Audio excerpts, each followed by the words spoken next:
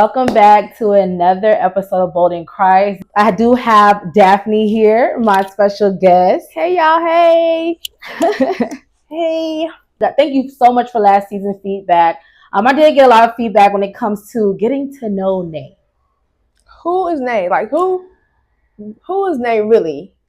Right. Outside of the ministry, outside of all the things. Not Nay the mom, not Nay but who Nay truly is. And only that, like, I feel that this is an important time for you to really start to show people who you are, because I feel like a lot of people think they know you, and maybe they know a version of you that no longer exists. And now this year's your time that God is calling you to be bold, to really like show up and show out and really give people your personality and like who you are and how God has truly transformed your life. This is so important. So let's just get into it. Let's get into it. Oh, I'm nervous, y'all. Don't be nervous. Don't be nervous. You and I, first of all, I just want to give y'all a little background of our relationship. We're cousins. Her mom is my dad's twin sister, so we've always been really, really close. So I feel honored to be on your podcast and just like help you just feel relaxed and really start to show people who you are. And so I've prepared some really good questions. I think this is going to be a good conversation for us. We talk all the time, so I feel like we know each other, but like we're gonna like help people start to feel you out a little bit more. Yeah, I agree. Let's get into it. Okay. All right. So, what is something that you're really passionate about, and how does it show up in your life?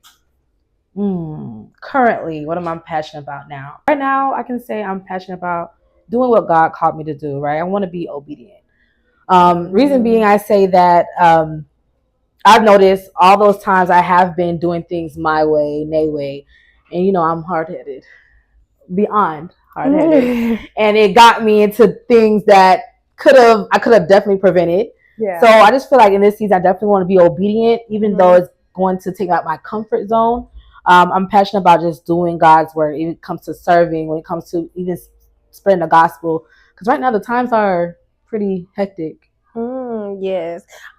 You said something so important, just being obedient. And I think that like with everything that you're experiencing in your life now, how has being obedient really been different for you? Like how has your obedience in this season of your life been different from before? And how have you been seeing the fruits of your obedience? Like how has that been showing up for you? Oh, that's a good question. Okay.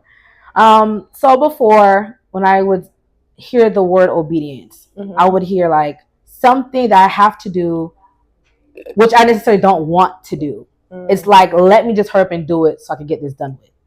Versus now in this season, after experiencing all those like trials and tribulations, I would say obedience is definitely more better than sacrifice. It's much better than sacrifice. Reason being, when God tell you to do something, right? For example, He told me to do Bold in Christ. You know me. I don't like talking on the camera. I don't like talking in front of people about anything, because that's not more of my thing. Being on camera, just talking about my stuff, my situation. So I just feel like by being obedient, He opened a lot of doors of opportunities for me, especially in this season. The things I prayed about, He answered my prayers right away, expeditiously. And I always say that. I was actually praying and fasting during the times that I was actually looking for God to move in my life. It's not until I was actually obedient, He made things happen right away. So definitely, I would say obedience in this season is like my most important thing. Yeah. Okay, so let's just talk about that a little bit, because I feel like that's like a big struggle for a lot of people, because I know that we all want to like do God's will for our life and make sure that we are following the things that He's telling us to do. But sometimes that thing that God is really nudging us to do, it feels hard. It feels like, oh God, why are you calling me to do this? I don't really want to do it. But like at the end of the day, like you said, you've been seeing how God's been showing up in your life because of your obedience, even though you was fasting and praying and doing all the things before. But were you really actually doing what God had called you to do? And did you release those things and people from your heart that God asked you to release? No, the obedience is just the nitty gritty that will help you take the leap to the next level. So I'm really glad that you're talking about that. But I want you to talk more about how, like, for us, people our age, we're trying to figure out careers. For those of us who have kids, how do you like navigate the struggle of being obedient to God when things are already like a little bit chaotic, a little bit maybe not going according to your plan, because that's usually the case. God is usually calling us to be obedient when we already got a lot of things going on, and you'd be like, not too much on us, God, but how do you navigate those? Because I feel like the things that you're trying to do, you still have a lot of things going on, because you're still a mom, you're still working, you're trying to navigate your career, you're doing your thing, but God is calling you to do bold in Christ. And sometimes, it's not easy, and there's a lot of work and effort and time and dedication that goes behind it. So like, what do you do to still commit to the things that you're passionate about? Because I feel like I asked you two different questions, but what do you do to commit to the things that you're passionate about when you have other things going on? So, right. That is such a good question, because I would say we have to trust in the Lord, right? So even though I'm having a whole bunch of things that's going on, and sometimes we talk every day. This is my real life diary. So even though I have all these things going on, if I trust Him, I should be comfortable to navigate to what He's called me to do. Right now, I'm unsure in many areas of my life right now. Aren't we all? So exactly, when it comes to like work, when it comes to being a full-time parent, and also juggling ministry at church, it's so much things, right? But I have to not forget what God called me to do, and what the promise I did to God as well, because God always keeps His promises. Right. So I said, I want this season, I want to keep my word when it comes to God. When it comes to bold in Christ, I want to make sure I steward it well. So this is what God called me to do. He just told me to start a podcast. I don't know what Bold in Christ is going to grow into in the future, but I do want to make sure I'm stewarding Bold in Christ right, so I can reach out to His people, especially in our generation. And I think since that's important to Him, saving souls, that's actually way more important than these things I do have going on. Because at the end of the day, our issues and our problems are small to God. That's true. Oh my gosh. That's so good. Okay, so that's a really good response, and I'm always praying for you. Of course, I know that you know that, and I pray that you would just be strengthened in your will to be obedient in this new season, because I truly believe that God's going to blow your mind and the things that He's calling you to do. And I'm super proud that you even took the step to start up your podcast and do everything. And obviously, like, things can start off slow, but when God is calling you to do something, He obviously has a plan for your life, and it is important to be consistent in your efforts, right? So yes, I'm excited to see how far and how much God is wanting to do with the things that you are willing to commit to when He calls you to do it. So my next question is, what is a piece of constructive feedback that you received that really helped you grow? Okay. Far as when it comes to what, like overall, or like just any constructive feedback, or because I stay on your line, but like, what was one thing that maybe me or maybe somebody else said to you that made you think and you felt like you applied it to your life and it made you grow? Most constructive feedback I received, I would say, it was actually a question. Nay, are you truly being yourself? Right? When it comes to Nay, outside of ministry, outside of Bold in Christ, Nay is goofy, very unserious. Very unserious. Really I feel like that is us in general, very unserious. Yes. Okay, go ahead. What else? Very unserious. I like to have a good time. And when it comes to different aspects of being vulnerable as well, because at the end of the day, we are family, but I believe that I have a hard time being vulnerable. And I know that being vulnerable, because all of us have a story. All of us have a story that, and when it comes to our story, especially when God shows up in our lives, it's important that we be vulnerable so people can see where God took us from to where we're at now. And I believe that, I said this year, 2025, I do not want to put up this persona like, Nay's just hard in ministry. Like, I am in ministry, but at the end of the day, I'm still human. I still have your things that you have things that I'm still struggling through. I still mess up. I'm not perfect whatsoever. No one's perfect. And I want to show more of that side, because I'm starting to see in our generation, they want to be a little bit well before they come to Christ, and that's not true. That's not. God did not call us to be perfect. Exactly. And that's why he's perfect. And I'm so glad that you said that because it allows us to segue into like that. Because I feel like I'm the person that says, Nate, I want you to truly be yourself. Because I feel like your personality is just one that could truly light up a room. And I can't stand to see when you are dimming your light to make other people comfortable. Like, I feel like that has been one of the things that I've watched you struggle with these last couple of years. And I just didn't understand it because, you know, we be Caribbean women, we are who we are. Yes. And I just feel like whenever you show up as who you are, it's like your best moments. Yes. It's your best moments. But when I see you come into a space and you allow other people to make you feel small, it makes me cringe because I know who you are and you know how I get. No, so I'm thinking like, what is it about these people that they feel like she can't be herself? Don't piss me off. No, it's true. So I feel like let's just talk about that because I feel like this is the thing that just last year navigating friendships, navigating different ministries, people, things like what do you think about being in spaces where you are not being yourself? Like, what is that feeling? Kind of walk me through that and what brought that on for you? Because I feel like that wasn't who you really, I never seen you be like that. And then last year when you kind of got around a certain group of people, I felt that transitioning happening for you. And I just really didn't like it, but I feel like it was something you need to go through and then recognize for yourself. So let's talk about, tell me how or when did that become a thing for you last year? And then when you snapped out of it, what did you take away from that experience of like just being in spaces where you weren't yourself? Whew. I know that was a very loaded question, but I think you know what I'm trying to say. So like without really giving too much details of a specific situation, just tell me about how you felt in those moments and then coming out of it, that time where you wasn't being yourself. Let's just talk, we'll move on to that and talk about that. Oh, okay. Yeah, so I honestly I have honestly been struggling with that issue for quite some time. It's honestly been more than 1 year actually. I actually been struggling with that. Whoa, my goodness. I would say over maybe close to 10 years. Oh my goodness. I feel like it stemmed from, I believe it stemmed from like acceptance.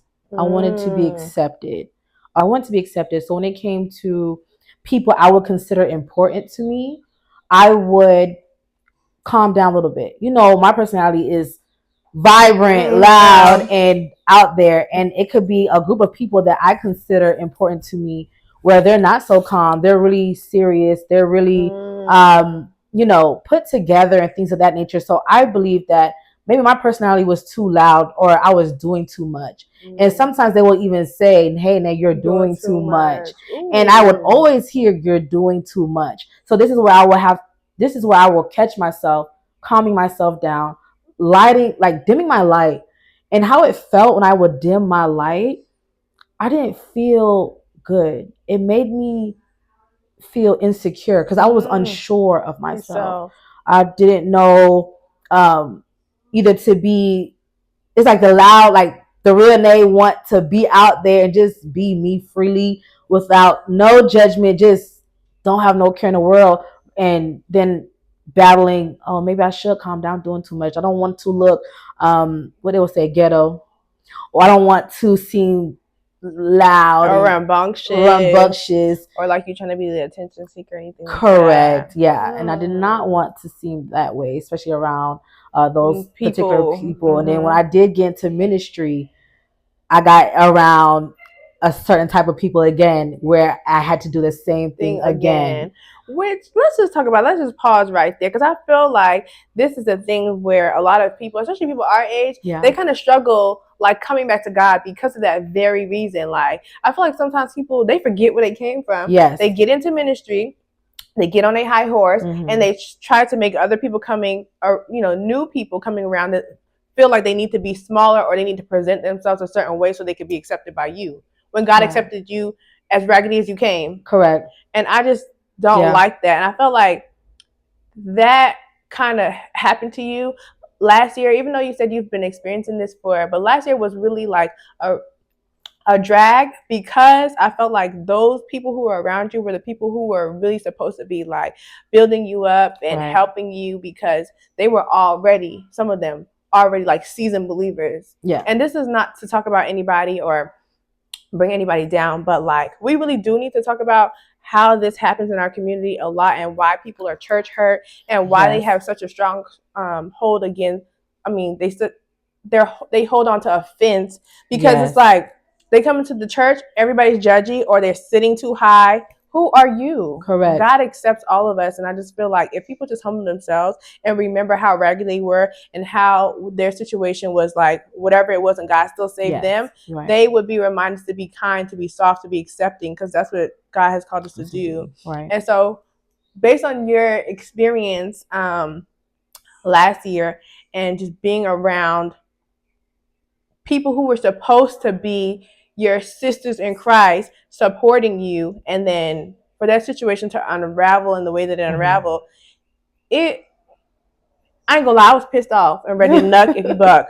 That's the truth. I'm not gonna lie. I was really, really, really pissed off about that situation. But I prayed about it, and I understood that it was something that God needed to let you navigate, so that you can be more mindful of how, when people show up in a way that is not okay for Nay. Yes. And I'm not saying that you know, all I'm saying is that when people show you who they really are and you start to see those character traits, you need to figure out where you need to exit, and then exit quickly. Yes. Because I feel like the other thing also about that situation, I'm going to ask you about this. Relating to, going back to being in a space where you feel like you need to be small, do you feel like had you removed yourself from that situation, you could have saved yourself a lot of time and heartache? Do you think so? Definitely. Reason being, I'm not going to go into the nitty-gritty of what actually happened, but yes, I believe that by me coming in, right, I was already in the faith before I met them. At this time, I didn't have a Christian community. So I was so excited to find this Christian community. And, and we was actually building on something. When I did experience certain treatments, I would always turn a blind eye. I would always let things pass because I didn't want to seem problematic. Because at the end of the day, out of all those women that was in the group, I looked at myself like, okay, I'm black. Well, there was more black girls, but I am more, how can I say it? I am more seasoned. Okay. I'm more seasoned. So coming from like my background, those women didn't have my type of background. So I didn't want to seem problematic. So when things were said, when things were done, I didn't want to address it. I always like, I would get upset and keep it to myself because I didn't want to seem problematic, or she's trying to start something because she's ghetto or what have you. Don't remind you, I'm still trying to operate in this not doing too much. Because I would notice even when I did speak up in that community at certain times, Nay would be doing too much, or Nay would be causing no conflict, or confrontation, or being confrontational, And just for viewer purposes, I feel like, because we understand the situation, but like we're talking about it, but y'all probably don't know what we're talking about. But last year there was like a bit of a situation where Nate was a part of a group, and this is supposed to be like a sisterhood group supporting each other. Anyways, it didn't work out. We're not talking about it, but we just want to genuinely speak about the situation, because it was, one, first of all, it happens too often, and two, we just need to know that when something's not working out for us, relationship, friendship, whatever, when it's time to exit, just exit. Because if you don't, people will try to derail you, and then they will be manipulative. Correct. And try to act like they're the victim when they created the chaos. Correct. So that's what we're talking about. But we're going to move on from that. I think that you're really growing in a space where,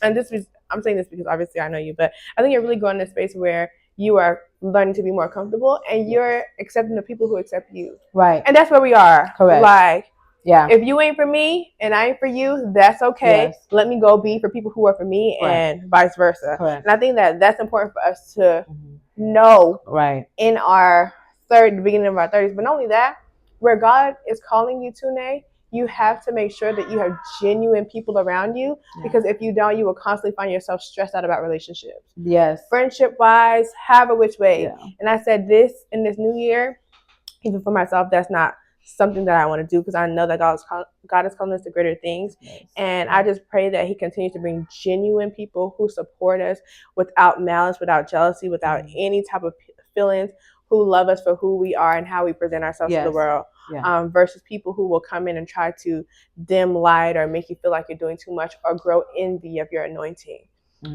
So yeah, I think that you're going in a good step. So like after all of these things happen, and this is new year 2025, what is the one thing that you're looking forward to most in this new year? And so far, what have you committed to doing? What am I committed to doing? Yes, like what is the thing that you've committed to, that you started on, and that you feel like you're working diligently on in this new year? For this year 2025, I would say I want to focus more on, of course, building a closer relationship with Christ. I want to write, I wouldn't say a book, because I believe book is too much, but I would say just writing more about like motherhood, being a single mother, like being a single mother, being a woman, period, especially in this walk. Yeah. What we actually battle with behind closed doors when it comes to dating. Oh my gosh. When it comes to, that's a whole nother. There's a whole different, but when it comes to those different types of things, and I believe that it needs to be talked about when it comes to sex, when it comes to those type of uncomfortable conversations. And I want women, also guys too, but I also want people to know that, hey, yes, all of us are imperfect. And it's okay that you're imperfect, but you can still be used by God. Oh, absolutely. What's something on your bucket list that you're determined to do this year, or just in general? In general. Ooh, what's on my bucket list? Bucket list, I would definitely say I'm boring. You don't have a bucket list? I mean, I do. The next thing I do want to do is go to North Carolina and go to a prayer mountain. This prayer mountain with a big cross. I forgot what it's called. But it's a prayer mountain in North Carolina I want to go to. It's literally like you can see like you're up in the clouds. That's how it is. Yes, that's how it is. Girl, well, make sure you get on your fitness journey first, because them little legs is weak. What about climbing a mountain, girl? And I'm telling you, because we got Stone Mountain in Georgia, and there, after you climb Stone Mountain, if you ain't like used to doing that, you down for 2 or 3 days. Oh yeah, I'm sure. Because that mountain is steep. Oh, but I'll share one of mine. I really want all of us, like the ladies on our side, to do like a girls trip or a family, and that's something on my bucket list. Obviously we can do that easily, but getting everybody together these days seems so hard because people get so busy. But I feel like this year, more specifically, I would like for all of us to prioritize creating memories together. Yes. Just planning trips, being more intentional about just coming together and doing things as a family.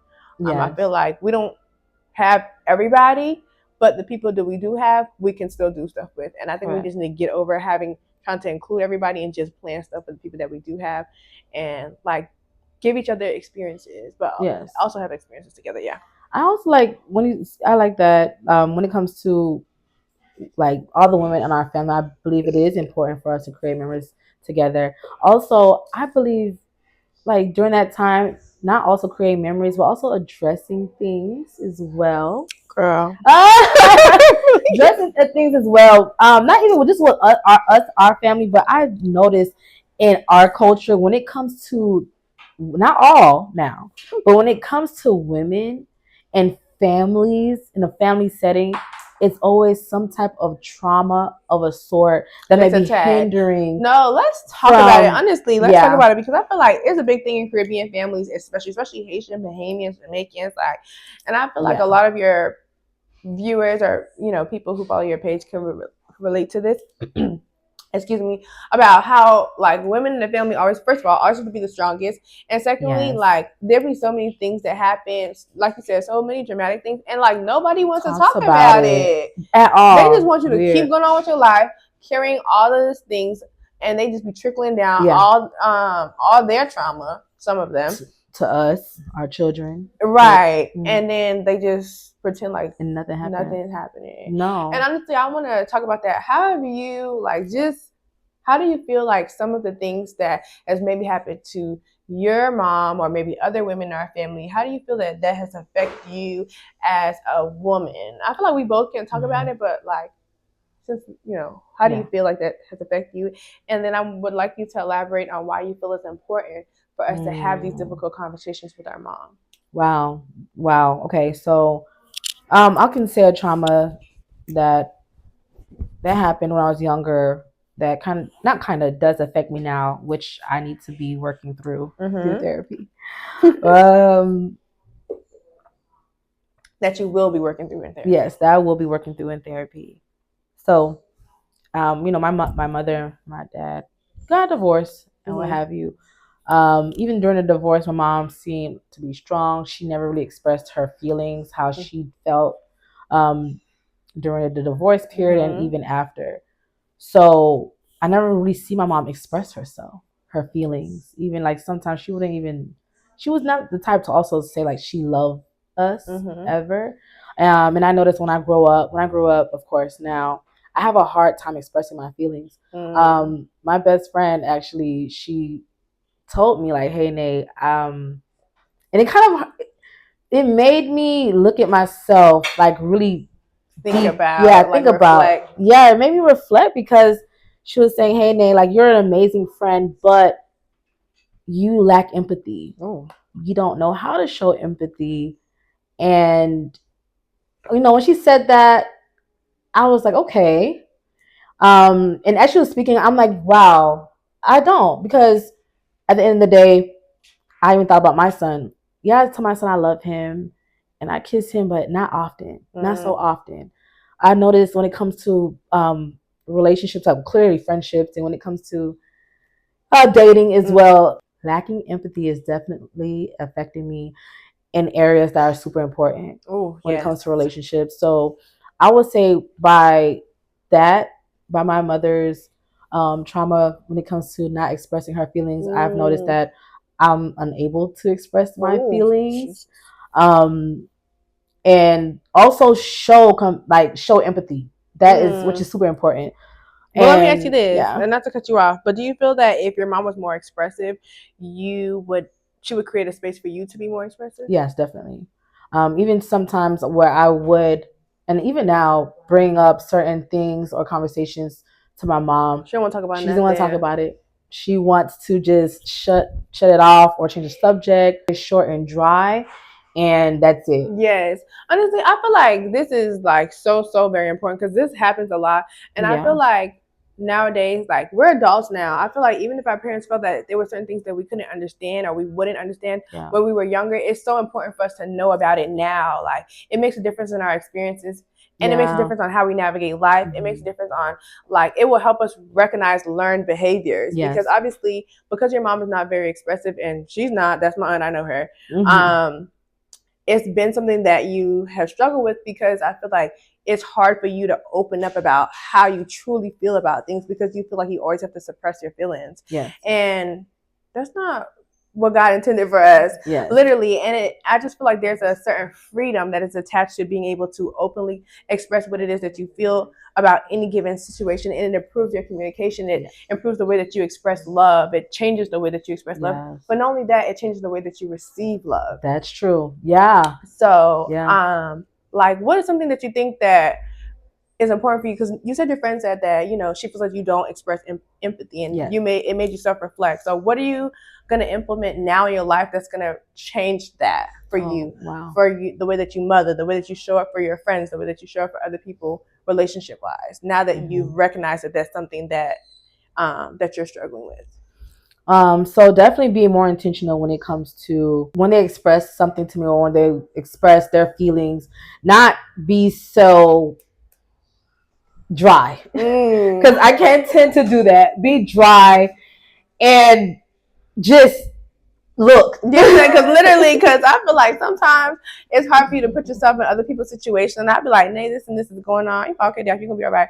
And it's like, girl, yes, I know I'm going to be all right. But like, you see how when you bring something to me and I'm like, okay, Nay, it's okay that you feel that way. And I kind of empathize with what you're experiencing, what you're feeling or what you're experiencing, but I also give you soft encouragement. Like I feel like I do that because I'm always mindful of how you feel. Even if I feel like, girl, we done talked about this a million times, but why are we having this conversation again? I don't come off that harsh because I always feel like I always want to create a safe space for you. Yeah. And I know that you've not always had a safe space. Correct. Yeah. And so that's why I have so much patience for you. And I appreciate it because let me tell you, I'm still a work in progress with the great Lord. Yes, girl. We all are work in progress. But so I feel like whenever you are feeling or where you're having a moment where you feel like, okay, this person brings something to me, think about how I create a safe space for you, and then think about how you want to create a safe space for your friend, how you want to create a safe space for your son, and anybody else that you are entering a romantic relationship where. I think that will help you to have a little bit more empathy for them because you will be more graceful. Yes, graceful. I believe that is the most important. Being more graceful.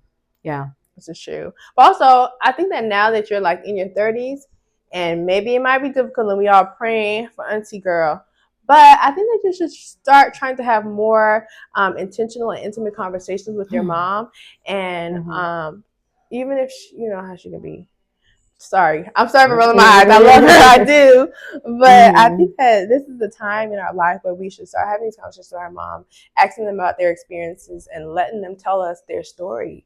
Because I also understand that, and this is why I have so much grace for my mom, because as she starts to open up to me in her, in this part of her life, she didn't, like, the things that she experienced when she was my age, like, she didn't have anybody to be there for her or be a safe space for her, or even like ask her about her experiences or things that might have hurt her.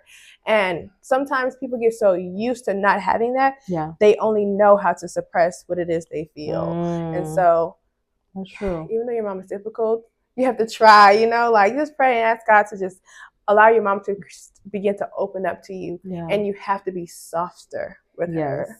You have to be more patient. You have to be more graceful. And I think that you will be able to begin to have a different kind of relationship, and it could potentially change the dynamics of y'all's relationship. That's true. That's true. And also, let's transition.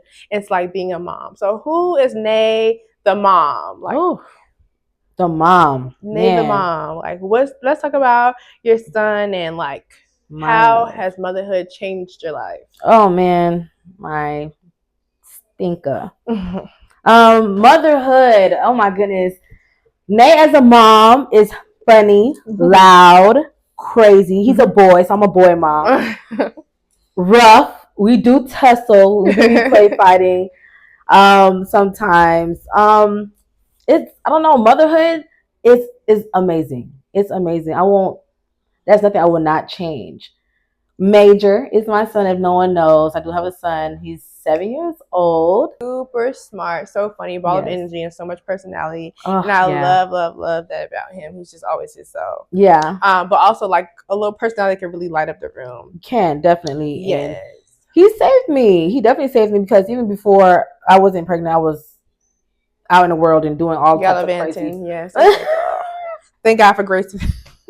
Thank God for the Lord Jesus Christ. Okay. He saved me after I had him. Although even after I had him, I was still gallivanting and doing things I was not supposed to be doing. I noticed that eventually I have to change my life because if I don't have a little person that's looking up to me. Right. So I definitely had to calm down. How motherhood changed me. So, with the dynamic with my mother and I, right? I was mindful. Even though I wasn't even in the faith yet, I said, look at the relationship between my mom, my dad, and how it affects me. And I don't want that for my son. So even though I was still struggling showing like compassion and things of that nature, like, although I'm still struggling with empathy and other things of that sort, I'm still mindful of always showing up for my son. Whatever he wants, he's going to get. And just being his biggest supporter. Because when I look at Major, I'm like, when I was young, I was not like him. I was shy. I was reserved. I was timid. My baby is not like that. No, he's not. He's not. My son is not like that at all. I don't want to ever take that away from him. When I look at my son, I see this confidence that I know that's going to take him far. Yes, absolutely. That is going to take him far. Let's pause right there because I really want to talk about that. And just to piggyback on like the conversation you was having, you said something so important about how you understood the dynamic of your mom and your dad's parenting, how it affected you, and now how you're parenting your son. Yeah. You want him to basically you don't want that to be his experience. Yeah. So as a single mom, like what is something that you are so mindful of when you're parenting your child that you don't want to affect him the way it affected you? Oh man. Besides the empathy thing, like what is something else that you felt as a child or even in your adult life that you felt that you lack or didn't have, and you're mindful of giving it to Major or showing up for him in that way so that you can continue to build up his confidence, especially because he's a little boy? Yeah. Being in a safe space. I don't want my son to go out to resources when it comes to when he's going through something. I don't want him to be scared to come and speak to me about anything. Because honestly, when I was younger and I needed a safe space, I was going to other stuff. Right. That's why other people who weren't. Exactly. Oh, let me cut that out. But I was going to like men. I was going to like things young that I didn't have to, because it's like all these feelings and things I was suppressing, all the things I was going through, I was suppressing, and I did not have that safe space. I did not have that outlet to express myself. So I went out there and got comfort. And I do not want that for my son. My son is a Black man in the United States of America, and I do not want him to be another statistic. Oh, yes. At all. That's really, really good. I think that Major is I always say that he's so smart. And he comprehends so super well, but he's also very self-aware, and for a very young age. So I think that the thing that will be so important, like you said, giving him a safe space, but also like encouraging his independence, right? Like teaching him how to do things for himself and to be self-sufficient and not always fully relying. And I think that's the thing that is happening in our family just in general. Like it's kind of hard to, without giving too much details, it's kind of hard to watch certain people, like some of the men in our family, our cousins or whatever, struggle because the women are the strongest and we take care of the men. And so it's just like they feel like they don't have to work as hard. So I feel like that's something else that is important for Major, for you to teach him. One, of course, to respect women, respect everybody, but to be self-sufficient and not allow other people, who's close to him to influence laziness, to influence inconsistencies, to influence disrespect, to influence just characteristics that's not beneficial to his growth. Right. So I have another question, because I still want to talk about, because I feel like this is a big part of who you are. Even though you're like a big personality, I feel like this is the part of you that people don't really get to see, especially like being a mom, because I'm not a mom, but you are, and I see the way that you just love and take care of your son. What is something that you want for Major that is like, where would you want your child to be in his adult life? Oh my goodness. Major, I have high expectations for him. Yeah, definitely. I do. Of course, he's smart, but I do have high expectations. When I see Major, I see that he's different. He's different from a lot of children his age. So future-wise, I am looking that Major's definitely going to be successful in some type of career, whatever he chooses. It could be sports. It can be whatever. I'm not gonna be like those mom that's gonna be forceful, but I definitely see that my son, he's just so talented. I believe that his future is gonna be successful for whatever he does. Go ahead and chase after. I do see him being successful in whatever he put his mind into, his heart into. I see him being not really being, but like I feel like for most parents, ultimately I want my children to be happy. I feel like people are navigating the world. God has given them so many things, and they are taking their lives because they're so unhappy. Like I feel like for Major, as somebody that's close to you and also close to him, I wanted him to be grounded in God. So much so that like he knows who he is in God, then, and so that the world doesn't drag him anywhere else. And no matter what storm that God takes him through, he can like stand up and be who God has called him to be, and just be happy and have the joy of the Lord in his heart. Because I feel like that's the problem. People are looking for happiness in things that are temporary, and they're just struggling. They just can't get their life together. They can't get their footing. They can't get their mind right. They can't regulate it. And God is our mind regulator. And for Major, I feel like because he has so much personality, he's like so smart. It's easy for people. It will be easy for people to attach themselves to him for the wrong reason. And I hope that, and also pray that once he becomes an adult, he recognizes when people are not for him, and he like be the person that's okay, this is not for me. He move on from it quickly, but he seeks God in every area of his life.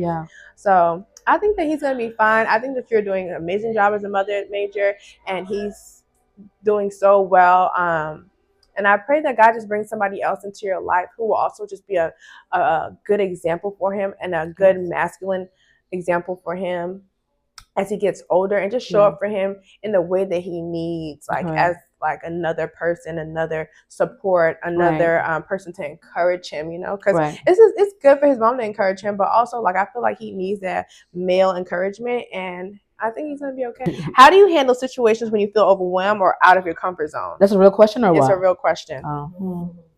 You know, I always be going over the edge. Every other day, I'm always closer and closer to the edge. Every other day. How do I navigate? How do you handle situations when you feel overwhelmed or out of your comfort zone? After I secretly panic. Because I do. How do I navigate? Okay, so I'm learning now when it comes to uncomfortable situations, I'm starting to not looking at it as a problem, but as like a lesson, right? What can I take out of the situation? So what is the situation? How am I going to take my time to respond, reflect, and actually get a solution if there is a solution possible?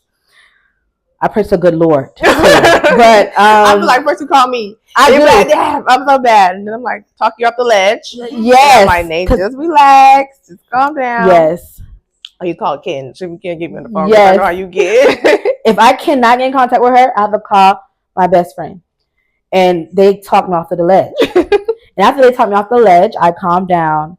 And I really have to think about the situation. How can it affect me, my son, and what we have going on in the future? So I take those into perspective and not try to react to my feelings. Your feelings, your heart is misleading. So bad.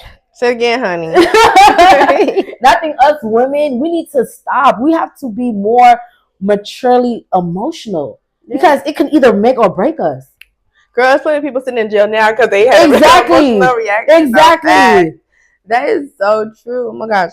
And you know what? I think that, and I think I've always been a logical person. I feel like I've been the logical one and you've always been the emotional one. Crash out. But a retired one. A retired crash out for real. My God in heaven. No, for real. But I think I've witnessed your growth over the years. Like literally, cause I feel like every time we have a moment, and I'm like, dang, the old day. The old day, but I really. And then I would have to just think about what I did later after I done did it. Yes. So yeah, no, you definitely like grown so much. We're just so grateful. We thank God for growth and grace, honey, because you. Anyways, my next question is, and I think this is like also related to like, you know, retired crash out. How do you approach building trust with people, whether it's at work or in your personal life? Okay, ask it one more time. How do you approach building trust with people? And let me like give you some background on why I chose this question. Yes. I feel like because of past traumas and experiences with people who you thought were close, who you thought were supporting you, who you thought loved you, because of those experiences, you are in a space now where God is bringing new people into your life. Yes. And you are having to figure out, like, can I trust it? Is this okay? God, is this for me? So like, how are you navigating building trust with people, even friendship wise. I feel like you have some past hurt with friendships as well. So like, let's talk about it. Yeah. You know, how are you navigating that? Man, okay. One thing I've learned that this new person God placed in my life is not the old person that hurt me. Okay. That's one thing I noticed. And also not being so quick to overshare. Also, when it comes to expectations, I thought that was another thing I did as well. Your expectations were too high. Yeah, my expectations was too high when it came to past relationships, and when things did fall, it made me not want to trust new relationships or even rekindle, because at this point, can I trust you? Right. And it actually hindered me from actually building on new relationships. You know what? Actually, let's talk about that. Not to cut you off, but yes. I think that's important. Just expectations. I feel like over the years we just learned like just about expectations. But I think that the thing about trust is just allowing people, receiving people for who they are versus who we want them to be. Right? Yeah. I think that maybe in the past the expectation was high. Yes. And so when people didn't live up to, or they didn't present themselves to your expectations, the hurt was even more versus accepting them for who they show you that they are, right? Yes. So like now that you are opening yourselves up to new friendships, new relationships, new things, do you think that that's something that you could also work on, like just allowing people to show you who they are and then just taking them for who they are versus like projecting characteristics that you want them to be? Right. Yeah. So let's talk about that. What do you think is some areas where you can like kind of just change that dynamic? You did talk about, expectations and just trusting, but like, what are you doing now? How are you navigating this new situation? So, right now how I'm going about it is like, how do they show up for me? When it comes to like, just, hey, let's do a dinner or let's, or hey, I have this event coming up. Like, are you coming out to support and things of that nature? Or even sometimes when they see that I'm not being my true self, do they notice? I'm starting to pay more attention to those type of things. I'm starting to see right now, when it comes to my circle, it is small. But the people I do have in my circle, I see that they accept me for me. They show up for me. They are supportive, even though when I want to give up on certain things, they encourage me to keep going. Give me the nudge. So these are the characteristics that I will be looking for, and not being so. I didn't say I don't want to be so understanding, but I just feel like, oh, okay, well, next time. Right. Oh, maybe this person will do it next time. Oh, maybe that person didn't mean it that way. But no, this is this person characteristic, and let's not turn a blind eye. Yes. So I think that's the thing that's gonna help you like kind of navigate the trust. Correct. Yeah. Yes. Just how people. But I think the other thing that we need to pay attention to, not only how people show up for us, but how they show up for themselves. Because and how they show up for other people that they say that they care about. Right? That's true. Because I feel like you can't say that you care about me and you're gonna show up for me, but then I see that you don't show up for another person who's close to you, and how you talk about them, how you show them love. Because that's the problem. I think that. Yeah. Let's talk about that actually, because I actually wanted to get into that. Yeah. I think that before in the past that you ignored characteristics in people that you've seen them when they showed you who they are and how they treated other people, you ignored it. And it wasn't until it was reversed and they started doing it to you that you feel some type of way. I feel like you could have avoided a lot of situations had you acknowledged that those particulars, those people were who they were when they were mistreating other people. Right. So I don't want to get too much on that because I feel like we had already talked about last year's debacle. This is true. But I think that going forward and then this year just navigating relationships, friendships, like what Medea said, believe them when they show you who they are the first time. That's what Medea said. The great prophet Medea, honey. Let's not play ghetto games in 2025. When people show up, they are not. And this is the other thing about that pastor says, like, I respect your time, you respect my time. Right. Let's be punctual, especially you, because that's your problem. I think that respecting your time, establishing and respecting boundaries. Yes. Those things are so important. And I feel like if you think that you're going to cha-cha slide over here, another thing coming, honey. 2025. Okay. I'm not playing. You can cha-cha slide right off the edge, okay? Right? Because we're not even gonna play them crackhead games. No, and I want to address that because that's true. People believe that since you are a woman of God or a man of God, that you're supposed to let things slide because aren't you supposed to be Christian? That you're supposed to let them take advantage of you. That is not the case because even when they would critique Christ or mock him, the Lord would either correct them, or he would not respond or walk away. So don't think for a second that, because you're a Christian or you're in the faith, you want to let people take advantage of you because you don't want to be perceived as in you're not Christian, because that's when you're in Christ, that's what people do. And not only that, you put your boundaries in. I think that God validates me, not people. Right. And I think that's the biggest problem. Like, I'm not living to your standard of Christianity or whatever. Correct. I answer to God. So if something is happening and I'm saying, like, I'm not going to let that slide, I'm just not going to let it slide. Yes. Now, I'm going to address the situation. And after I address this between you and the good Lord and Savior, because we're not, this is the thing. Once we acknowledge what our boundaries are, that's what it is. That's what it is. It's the line that we draw in the sand, and do not cross it. Right. And I think that was also like a problem because it's just like boundaries wasn't established. It wasn't. And people was cha-cha sliding. Correct. And so I think that's the thing that we really need to hold strong to in this new year, navigating relationships and friendships, boundaries. Creating healthy boundaries. Yeah. Correct. Yes. Because one thing about me, let me fix my glasses. I'm very serious. Right. No, very serious. If I say that's not how I operate, it's not my ministry, and that's not, you can't do this over here, you can't do this over here, what you do over there, I mean that. Yes. And the second you think that that's the line you're going to cross, you'll be right on to the left, and I won't think twice about it. That's true. So I think that it's okay. And I think the other problem is that to talk about acceptance, we want to be accepted by people. We want friendships. We want to make connections. Right. And so that's could be part of the reason why we might allow somebody to, okay, it's just this. They did it one time. Okay, it's just that we did. No, baby. Yes. If you respect me and I say that's not how I operate, you respect that that's not how I operate. Right. And that's it. It's okay. Yeah. Yeah, it's definitely. Okay. I think definitely for 2025, I am definitely standing strictly on my boundaries because there's so much things I have went through that I didn't even have to go through if I literally stuck to my boundaries.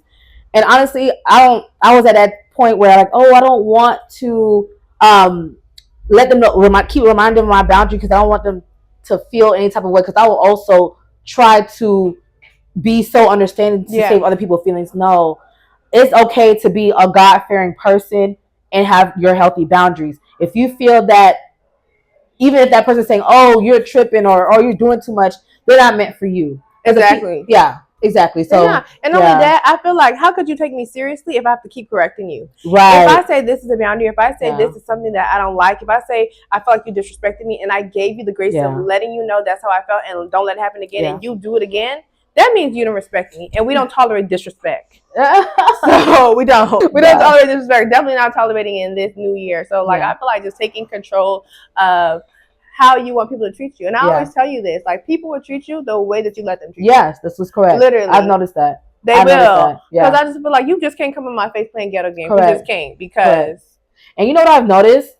Like, the same people that you were allowed to, keep letting slide and do things like that, when you get around them and you see that there's another person that's in their lives that stand on their boundaries and serious, don't even crack a smile, and just really firm about their boundaries, they treat them totally different than how they treat you. Although you've been having so much grace and been so understanding, they treat you completely different. They have more respect for this person than they have for you. And that's, because you know why? It's human nature. What it is. That's just what it is. So that's why you can't let people slip and slide, especially because that's something that you struggle with. If you struggle with putting boundaries up, you have to stand on them if it's something you want to work on. Yeah. You can't just be so forgiving. And I think understanding. Yes, you can't be so understanding because people just take advantage. They will. Yeah. And I feel like as you're rebranding, as you're working on yourself, the boundaries not only affect you, it affects major. Correct. So there's no wiggle room, right? When somebody new come into your life, the expectation should be that you will be treated right, you will be respected, because your son needs to see that. It's important. He needs to see that dynamic of somebody like respecting you, taking care of you in that way, and also like allowing you to be like softer. Correct. Yeah. So yeah, that's why, I'm really happy for you. I think that you're doing a great job as a mom, and I'm really praying that God will just continue to elevate you and bring good people into your life. Major's doing well, and he will continue to do well. And I pray that you will start to be more expressive, be who you truly are and who God has called you to be, because I believe that just being yourself all the time, authentically you, is the thing that will draw people closer to you and draw people closer to God. Because when God has called us to do something, he's using us. Correct. He's not calling you to present yourself to somebody that you're not. Because if he wanted a different personality, a different kind of character, he would have chosen somebody else, right? This is the time in your life where you have to really release the thing that holds you back when you walk into a room that makes you feel small. Because at the end of the day, when you be in that space where you're used to people making you feel small, it's a learned behavior, and naturally you revert back to it, right? Yeah. So even with Bold in Christ, even with the new ventures that you'll be, things you'll be launching this summer, I encourage you to like release the nerves and ask God to allow you to show up as your authentic self and make genuine connections with people and be vulnerable and be expressive and be loud, because that's who Nay is, and that's okay. Yeah, it that's is. Okay. I think that the people that love you, the people that gravitate to you, is because they know and sense that you are a gentle soul deep down inside. Even though you're a big personality, you're a gentle soul. And I really want to see more of that. I want you to present that more in your content, in your the way that you serve. And also, the most important thing is detaching yourself quickly from people who are not for you. Detaching yourself quickly. I think you're getting better, but definitely, that's the thing. I've noticed that I have definitely been stepping into who Nay is in Christ. I believe that I am unlearning my old habits, but learning the new Nay that's in Christ. So even though I came to Christ, it doesn't mean that I have to also water down myself and present this like good, perfect person, because I'm not.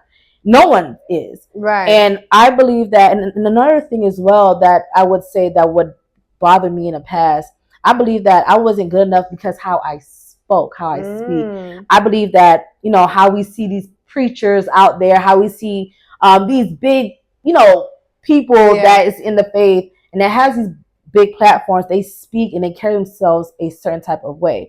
But I've noticed, like, just like how you said that God created me the way I am. I'm not meant for everybody. Right. And I'm not for everybody, and that's okay. And that is fine. And I feel like once I have got that concept, I'm not meant for everybody, but I'm meant for a certain type of people.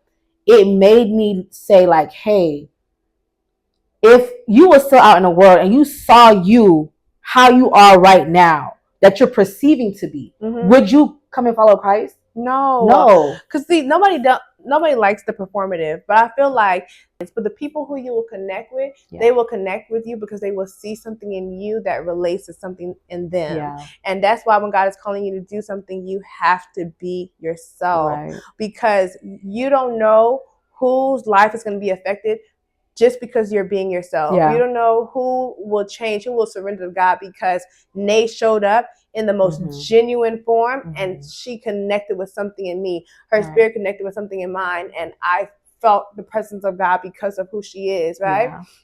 And so I think that even though that right now you're working on like just kind of, because I feel like when we attach ourselves to this certain type of thing for so long, we have to unlearn it.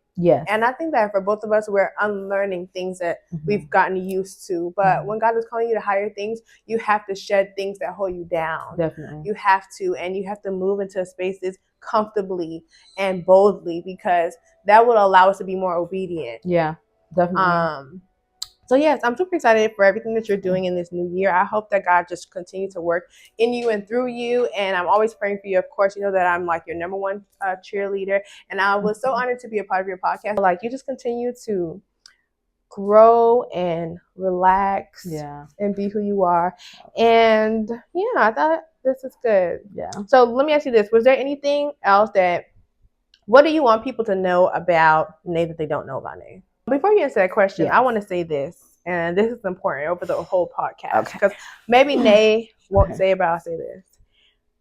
Who you thought, for the people who no longer associate with you, who's no longer a part of your life, and maybe you have an opinion of who she is now. Y'all don't know her for real. No, at all. Don't pretend like you do. Not even a little bit. Because the person that you knew who was out and about and maybe didn't know God and didn't know who they really were, that person no longer exists. Right. So when y'all see her, address her accordingly. And don't think that you can approach her any type of way. And I'm saying that as the little big cousin. The little big cousin. Stop. No, I'm just joking. I'm just joking, but y'all, you don't know her. Yeah. God is moving in her life in such a way. Yeah. And I really want just people, viewers. Actually, let me answer the question. This is the thing that I want you guys to know about Nay. Yes. What do you, This is what I want y'all to know about Nay, because I know her. Gentle soul, soft lover, compassionate person, and growth. God has just changed her. She's grown so much. And like I was saying, the person who you guys probably knew, if y'all know her from the past, and from the people that knew her from before, she's no longer that person. Very strong woman, confident, sure of herself, and moving in the covenant and the will of God, and that's important. And God don't play about us, so don't come nowhere near her trying to play crackhead games. I'm telling you right now, because I pray hard. And I'm just saying, going off the rails. God is taking Nay to new heights, and she's really doing the work. At the end of the day, Nay is no longer that person. Because once you accept Christ, the old has gone and the new has risen with Christ. So at the end of the day, I'm still learning. I'm still trying to figure my things out. Nay is a mother. Nay is a servant of the Lord Jesus Christ. Nay is a Black woman. Growing. Exactly. So, and that's that.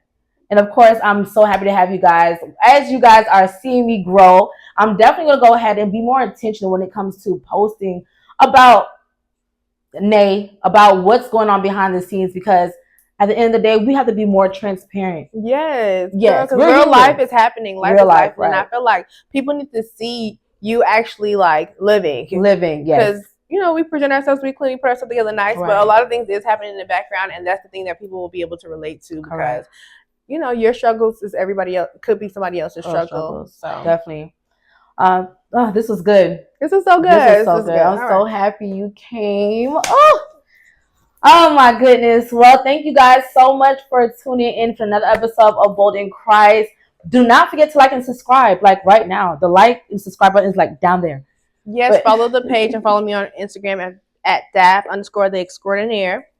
Yes, but mostly just support my cousin. Support everything that she's doing. And yeah, because it's going to grow. It's going to be a good time. Definitely. So yeah. Later, guys.